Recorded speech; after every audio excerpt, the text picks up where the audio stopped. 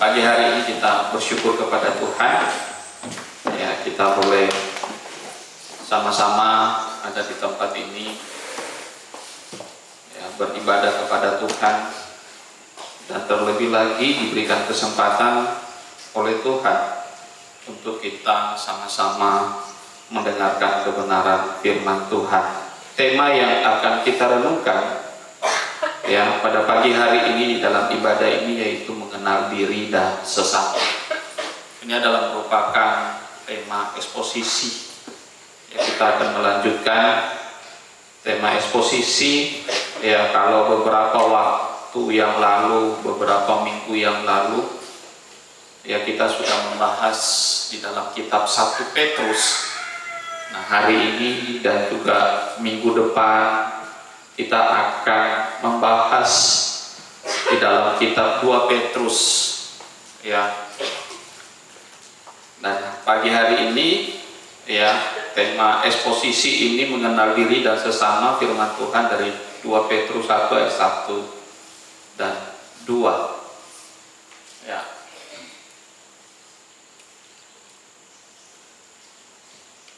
Ibu bapak, saudara-saudari yang terkasih di dalam Tuhan Yesus Kristus, apa yang terlintas di dalam benak kita, ya, atau di dalam pikiran kita tatkala kemudian kita membaca, melihat, atau kemudian kita mendengar kata ini, ya, kata empowering, ya, pasti yang terlintas di dalam pikiran kita melalui kata itu adalah bahwa kita sedang menguatkan orang lain, atau kita sedang menolong orang lain, atau kita sedang membantu orang lain untuk kemudian mereka dapat mencapai apa yang mereka impikan, apa yang mereka dambakan di dalam kehidupan mereka, potensi-potensi mereka. Bisa jadi juga di antara kita juga sudah melakukan. Karena berkaitan dengan tugas tanggung jawab kita, ini sebagai pendidik, sebagai pengajar, kita sudah melakukan bagian itu. Namun perlu untuk kita pertanyakan di dalam diri kita, bagaimana kita melakukannya? Seperti apa kita melakukannya?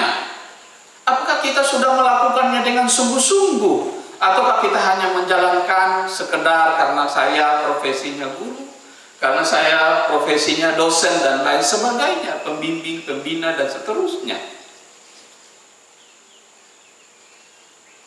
Bagian ini ibu bapak perlu untuk kemudian kita lakukan dengan sungguh-sungguh, kita lakukan dengan baik-baik.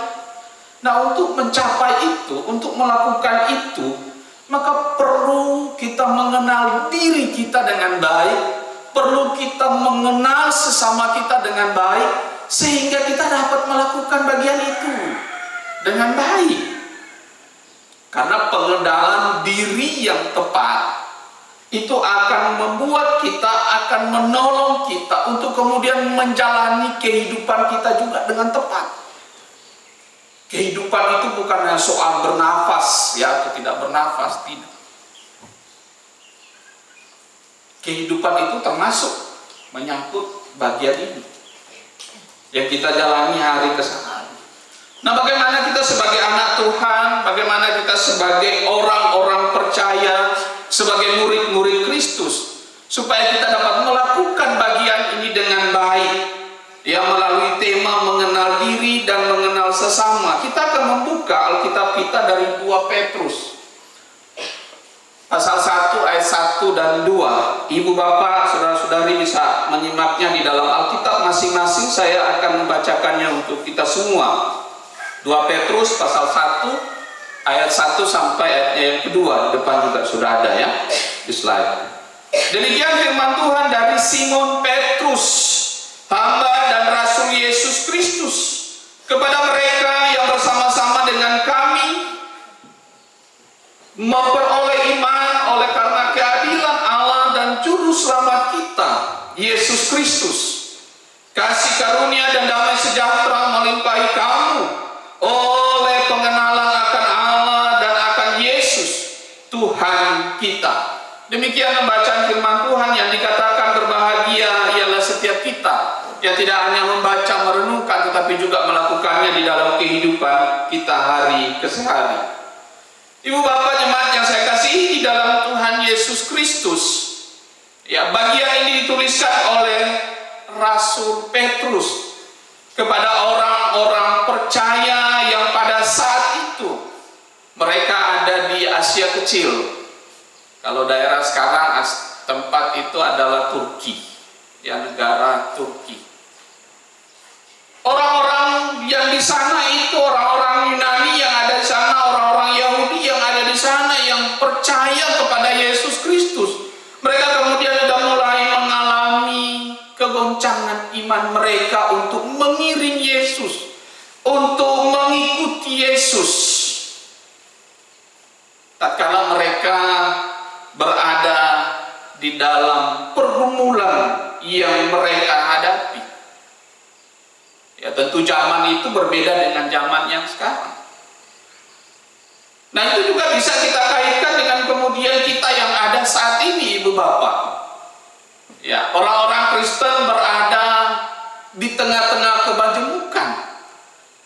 Cara agama, ya, kita tidak sendiri, ada agama yang lain di sekeliling kita. Ada juga kepercayaan yang lain. Ada orang-orang yang sudah punya agama tetapi juga masih memiliki kepercayaan yang lain dan lain sebagainya. Di tengah-tengah spirit zaman itu kita terjebak kepada salah satu hal yang kemudian membuat kita juga bisa mengalami goncangan iman kita sebagai orang percaya, yaitu individualistis. Orang semakin lebih condong kepada diri sendiri, tidak peduli dengan yang lain. Maka di dalam hal itu orang-orang kemudian mengalami krisis identitas, termasuk kita sebagai anak-anak Tuhan. Kita lupa dengan siapa diri kita. Pernahkah ibu bapak jemaat sekalian kemudian berdiri di depan cermin, lalu kemudian menanyakan, siapa saya? Atau kita bercermin hanya sekedar kita karena sisir rambut, terlihat rapi, cantik, ganteng. Pernahkah kita berdiri di depan cermin lalu menanyakan, siapa saya? Siapa saya ini bukan sekedar nama. Oh, saya namanya Roni, ya kan? Saya namanya Rini, ya kan? Tidak demikian.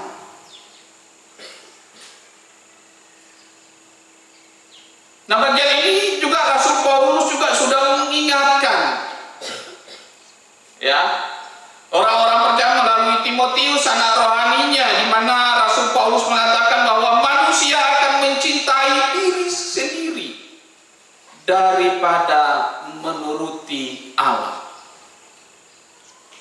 Ini adalah peringatan yang sangat keras, karena krisis identitas itu berdampak kepada spiritualitas. Identitas rohani kita dipertanyakan di tengah-tengah zaman yang ada saat ini. Masihkah kita beriman kepada Yesus Kristus? Krisis identitas juga bukan hanya tidak berdampak pada spiritualitas, tetapi juga moralitas. Kalau spiritualitasnya sudah ambruk, udah pasti moralitasnya juga pasti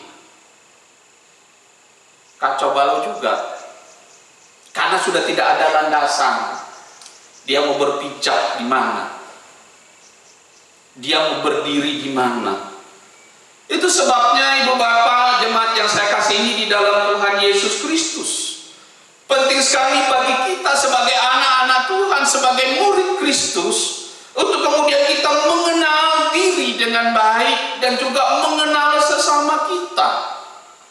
Tentunya juga di dalam landasan yang benar, yaitu pengenalan akan Allah.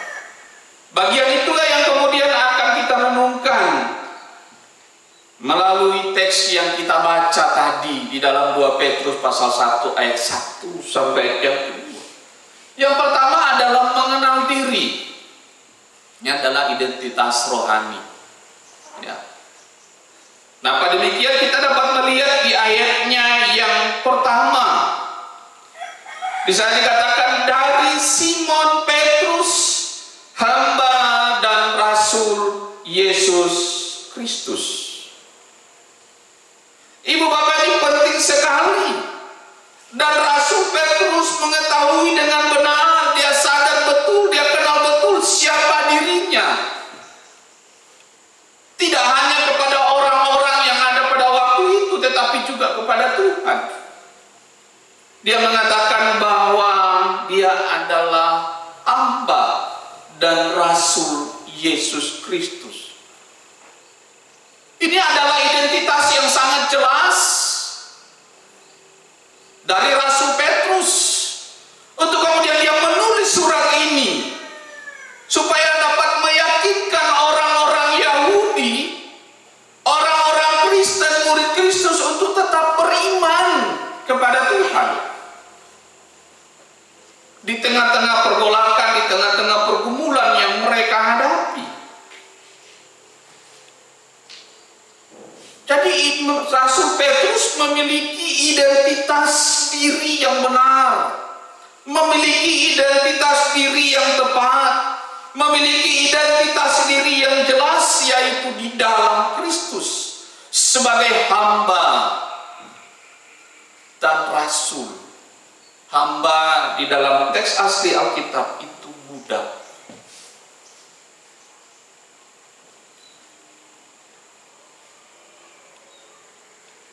Budak tidak bisa mengatakan tidak ketika tuannya menyuruh. Apapun yang disuruh tuannya, dia tetap ya.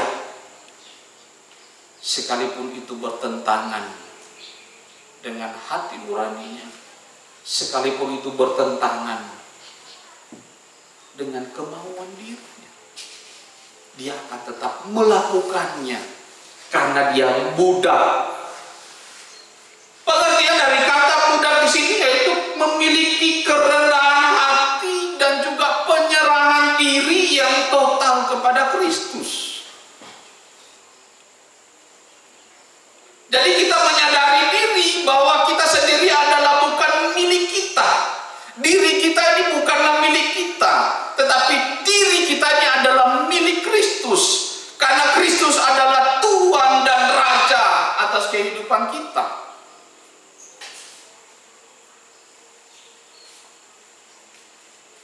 Maka ini menjadi bagian yang amat penting.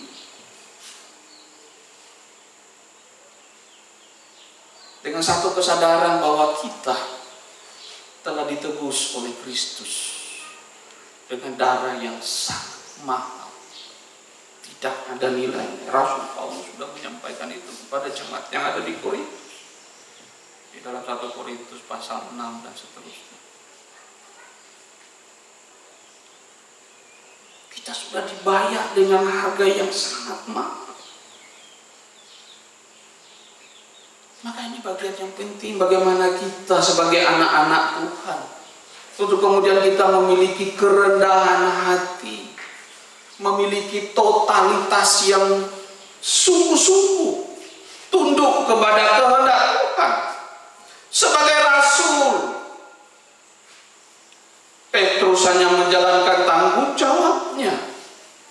Dia memiliki tanggung jawab untuk menyampaikan firman Allah, untuk menuliskan firman dan sampaikan kepada setiap umat Tuhan, dan kemudian memimpin setiap umat Tuhan untuk tetap berjalan di dalam kehendak Tuhan.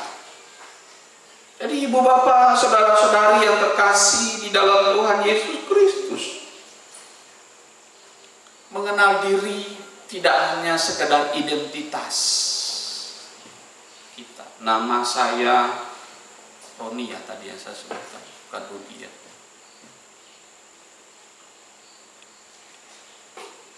Saya beralamat di sini, saya beragama di sini, nik saya sekian-sekian.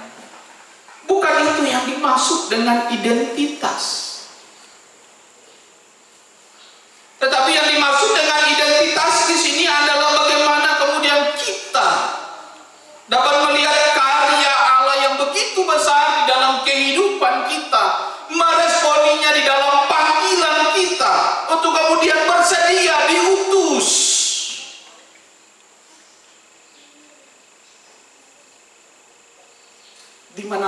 kita ditugaskan. Bersedia diutus untuk kemudian melakukan suatu tugas yang mulia.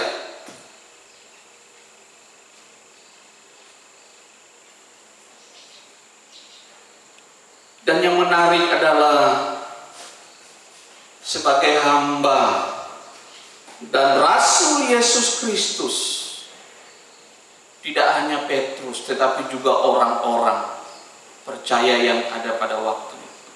Mereka dikuatkan iman mereka. Mereka memiliki iman yang sama.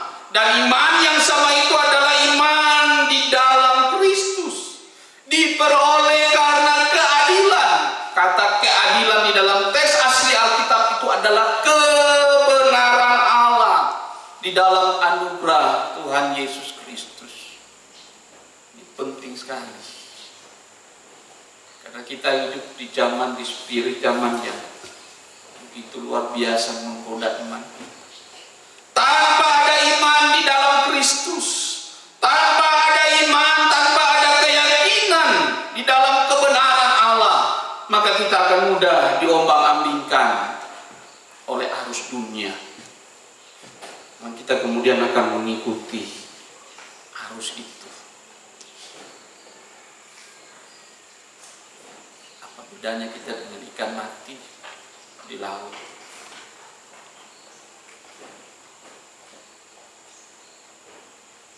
Ini adalah bagian yang sangat penting, ibu bapak, saudara-saudari, untuk kita merenungkan siapa kita sebenarnya. Penting untuk kita mengenali diri kita dengan baik, supaya kita dapat berjalan sesuai dengan apa yang diinginkan, yang dikehendaki oleh Tuhan kita, Yesus Kristus, Juru Selamat kita. Dia pemilik kehidupan kita. Dia pencipta kita.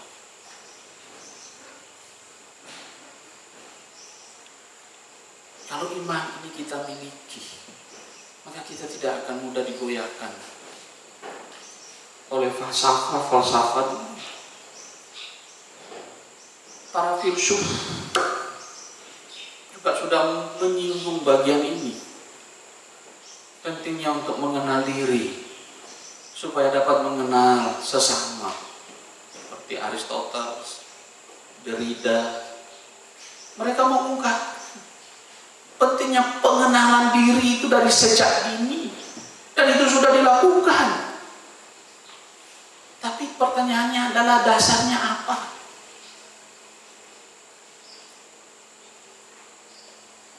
Pengenalan diri yang mereka maksudkan adalah berkaitan dengan relasi, persahabatan. Tetapi kita sebagai orang Kristen juga, ya itu bagian yang penting. Tetapi juga harus ada dasar.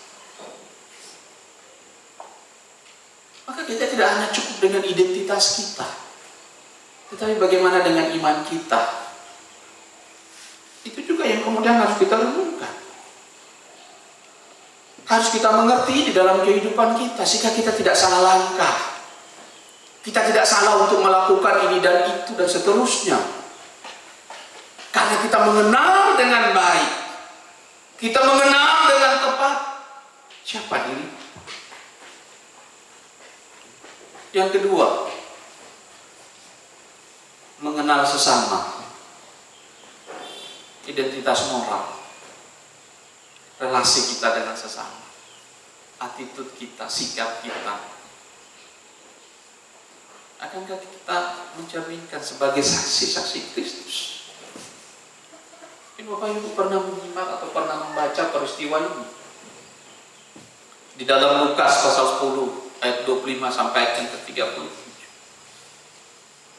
Tatkala seorang muda untuk kemudian tanya, bagaimana saya memperoleh hidup yang kekal Tuhan? Tuhan bilang, Yesus bilang kepada dia, apa yang tertulis di sana? Kasihi Tuhan Allahmu dengan segenap jiwamu, dengan segenap pikiranmu, dengan segenap akal budimu dan seterusnya. Dan kasihilah sesamamu manusia. Tuhan Yesus pergi, kau berbuatlah demikian. Dia tanya lagi, siapakah sesamaku manusia? Mengerti dengan baik hukum Tuhan, tapi mengerti belum tentu memahami. Maka dia tanya, siapakah sesamaku manusia? Lalu kemudian Tuhan Yesus kasih tahu, ada seorang imam melihat, ada seorang yang kemudian turun dari Yerusalem ke Yeriko, lalu kemudian dia dihajar habis-habisan sampai berdarah-darah. Lalu ada imam yang kemudian datang melihat itu, dia lewat dari seberang jalan. Imam, beberapa minggu yang lalu sudah disinggung. Tugas imam adalah apa?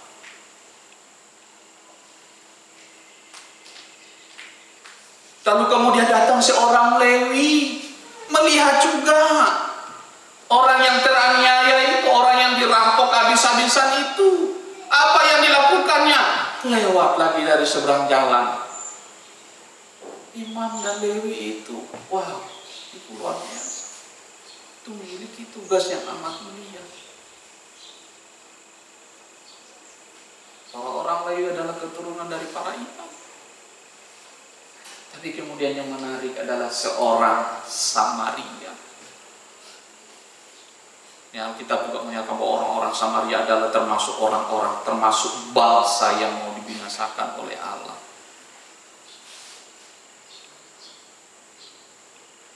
Orang-orang yang tidak mengenal Allah, tetapi justru dia melakukan apa yang menjadi kehendak Allah. Dia bantu, dia bersihkan, dia rawat, dia antar ke penginapan. Dia bayar penginapan itu untuk rawat orang yang terluka ini. Dan kalau lebih, kasih tahu saya bayar lagi dan seterusnya. Maka orang Samaria inilah yang memiliki pengertian adalah sesamaku manusia.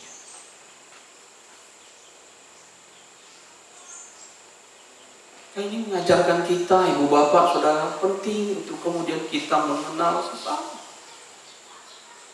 Di dalam bagian ini, mengenal sesama itu dilandaskan pada kasih karunia. Kasih karunia Allah itu adalah merupakan pemberian dari Allah yang sesungguhnya tidak layak untuk kemudian kita dapatkan. Seorang teolog hamba Tuhan yang luar biasa dipakai oleh Tuhan, Sproul, mengatakan demikian. Tuhan memiliki hak prerogatif yang berdaulat untuk memberikan belas kasihan dan menganugerahkan kasih karunia itu kepada siapapun yang dikehendakinya. Maka kasih karunia di sini adalah pemberian Allah, anugerah Allah. Tidak ada seorang pun yang memiliki andil di sana. Maka kita bersyukur kalau kemudian kita memperoleh, kita memiliki kasih karunia Allah itu di dalam kehidupan kita.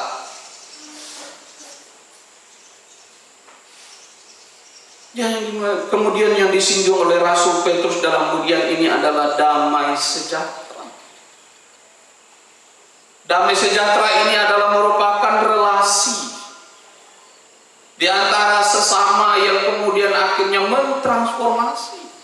Hidup dipulihkan, hidup diubahkan oleh Allah untuk kemudian dapat menjalin hubungan dengan sesama kita dengan baik.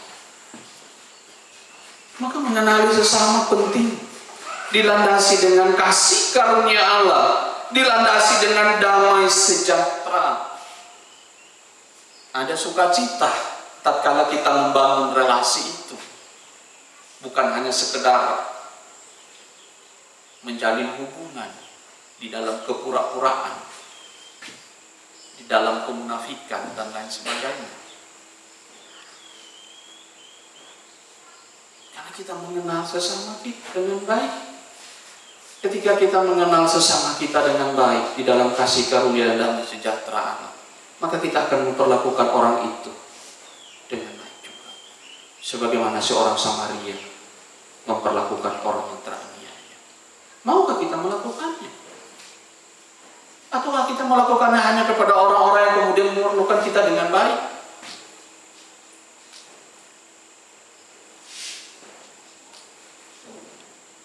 Kita melakukan hanya kepada orang-orang yang mengelus kita baik-baik, walaupun kita jangan dibilang baik-baik dan seterusnya.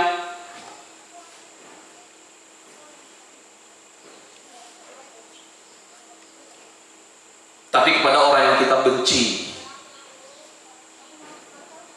kita lakukan sama seperti para imam, para leluhur. Enggak penting. Oleh sebab itu perlu di dalam mengenal sesama, ya, sebelum lebih jauh lagi kita mengenal sesama, siapa sesama kita, seperti yang ditanyakan oleh orang muda tatkala dia menanyakan kepada Yesus. Penting sekali pengenalan akan Tuhan. Kata pengenalan di dalam teks asli Alkitab, epignosis, bahasa Yunani, itu dikaitkan dengan pengetahuan yang penuh, pengetahuan yang tepat, pengetahuan yang benar. Jadi bukan sekedar memahami, bukan sekedar mengerti, tidak, tetapi ada pengenalan yang intim, pengetahuan yang begitu luar biasa, pengetahuan yang penuh di dalam Tuhan. Bukan hanya sekedar pengetahuan atau informasi intelektual yang kita dapatkan. Oh, I know him. Karena dia kasih tahu saya. Bukan karena saya mengenal dia. Saya tahu pribadinya. Ketika kita mengenal, kita mengetahui dengan baik pribadi sesama kita,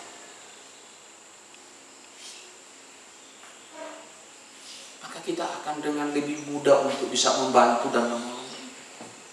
Ibu bapak, minggu yang lalu kami ikut acara ME, ya, acara keluarga, ya, marriage and enrichment, ya, pengayaan keluarga, ya, pengayaan pernikahan. Kami didesain, kami tidak dikasih schedule-nya, jam berapa, lakukan apa, tidak ada dibilang. Tiba-tiba kami kemudian dikasih tahu ini dan itu, lalu kemudian kita harus melakukan. Dan yang menarik adalah beberapa keluarga yang mengikuti acara itu, ternyata suami dan istri hidup puluhan tahun setelah menikah. Ada yang 20 tahun, ada yang 25 tahun, mengaku bahwa ternyata selama ini saya belum mengenal siapa istri saya, siapa suami saya. Pengakuan secara jujur, menikah,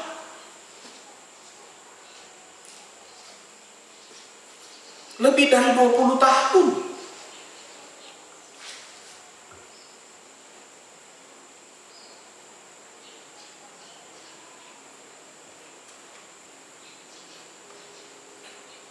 Kami juga, saya dengan istri saya juga kemudian, ternyata banyak sekali yang kurang dalam perjalanan rumah tangga kita, ya. Kami ditulis surat dengan jujur. Kalau kami kemudian ada kegiatan-kegiatan lagi yang lain, lebih kepada ya bagaimana seorang suami dan seorang istri lebih saling mengenal. Dan itu acara yang sangat bagus.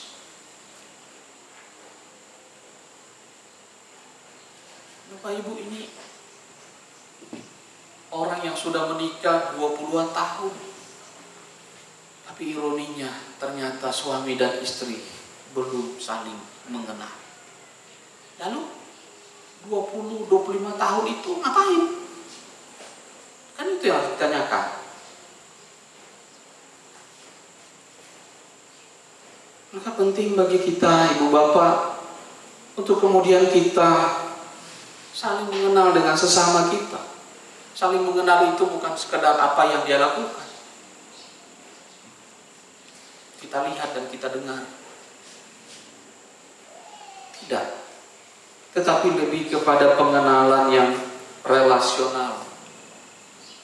Pengenalan yang transformatif, saling mengubahkan dan diubahkan. Supaya kita memiliki tingkat pengertian, tingkat pengetahuan yang utuh di dalam Kristus, yang kemudian menuntun kita untuk mengalami pertumbuhan, menuntun kita untuk mengalami kedewasaan rohani, dan menuntun membimbing setiap kita untuk dapat membangun relasi yang sehat. Maka ini penting, sehingga kita dapat menjalani hari-hari kita, hidup kita dengan penuh bijaksana. Ini adalah bagian yang terpenting, seperti yang dikatakan oleh Johannes Calvin. Johannes Calvin mengatakan bahwa kebijaksanaan sejati itu adalah terdiri dari mengenal Tuhan, mengenal diri, dan juga mengenal sesama. Kiranya Tuhan terus menolong kita. Tuhan terus menguatkan, membimbing kita untuk kita dapat mengenal diri kita dengan yang sejati. Pengenalan diri yang sejati hanya dimungkinkan melalui pengenalan akan Kristus.